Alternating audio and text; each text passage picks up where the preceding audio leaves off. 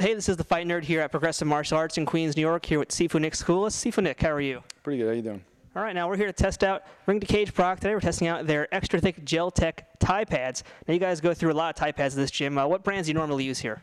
We have Windy. That's the ones we normally stock. So that's a good Thai product. And Ring to Cage, not exactly from Thailand. They're actually made in Pakistan.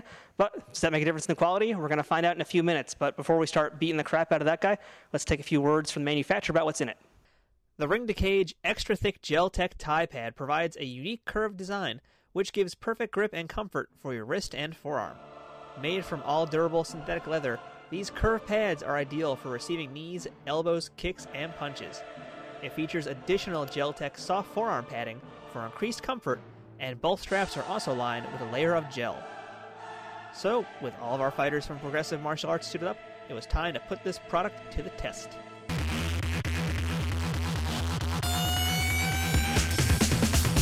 Thai pads, it felt good hitting them. They were actually really soft. They had a lot of give to them. So every time I would kick, I could go all the way through. I knew that the instructor holding wasn't getting hurt. But also they were really, like I said, they were just really thick. They had a lot of give. Punching felt good too. Punching better than kicking. Just because you probably punch as hard as you want and it wouldn't matter. As far as holding, it felt pretty good. They definitely double up on the padding.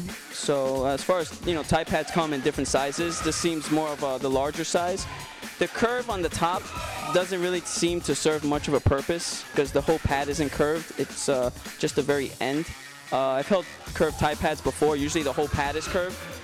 Just having the tip curved didn't really make sense to me. First of all, once you put the Thai pad on, it has I think down here, I think this is neoprene. I'm pretty sure, and it has also the gel feeling to it. So once you put it on, it's pretty comfortable. Also around your palm all the way down to your forearm. Once you put it on, you can definitely feel the comfortability.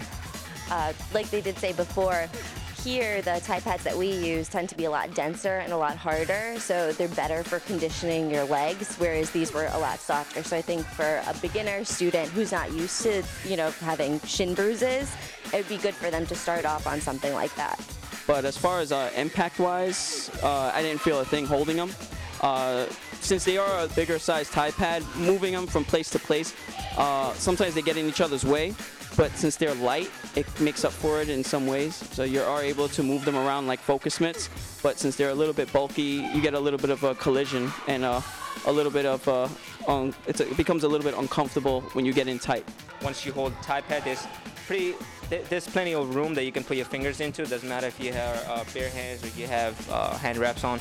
If you're going back-to-back rounds with your partner, or if you're just feeding multiple partners, it's pretty comfortable to hold on to. Plus, it has a thicker amount of padding, so you don't feel as much. Plus, I'm a 130-pound guy, and if I'm holding for somebody who's 220 pounds, I'm not going to feel it as much as I'll feel on the other pads, just because of the thicker amount of the thickness of the Thai pad. So it'll take a pretty good shot from a lot more bigger guys.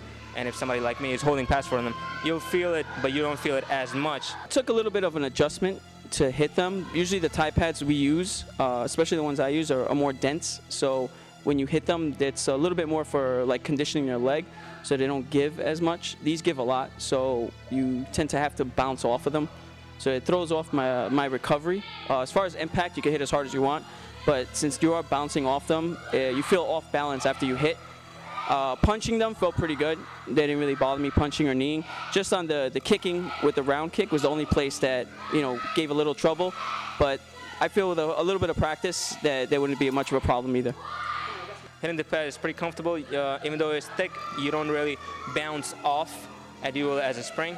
But hitting-wise, it's pretty comfortable. Also, I really like the curved size of the pad. The curvy side to it. Compared to the flat ones, you can get a better feel on the punches and on the elbows and on the knees, pretty much anything that you're hitting, and also on the kicks. So the kicks will actually land up here and then won't bounce off and slip off and hit your partner in the head, which is actually a very good design of it. So these are brand new Thai pads, and we use it for one round, give or take about like 1 or 2 minutes maybe. And if a brand new pad can have this amount of damage right away, then I think that says a lot about quality. And that also goes, then the next step is going to be how much the price would be. So it all comes down to the quality and the price of the pad. which is going to explain of why these marks are here more than how it got here.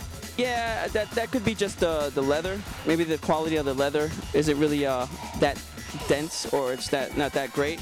But you know, over time you're gonna get scuff marks anyway. So for me personally, that wouldn't bother me at all. But I'm not sure what the scuff marks are from.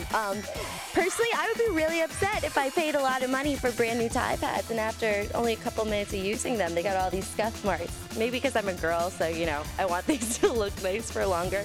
But aesthetics totally do matter when you're paying $120 for it. No, 120, and for the results that we are getting here, I don't think it's worth to buy $120. I've gotten better product for cheaper.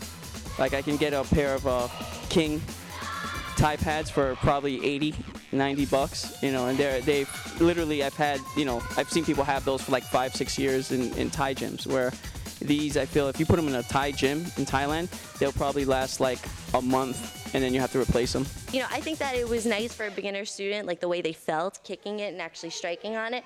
But, you know, for scuff marks, I think that's something that would deter me from buying from this company again. After our extensive thrashing of the Tide pads, our testers were mixed on the product.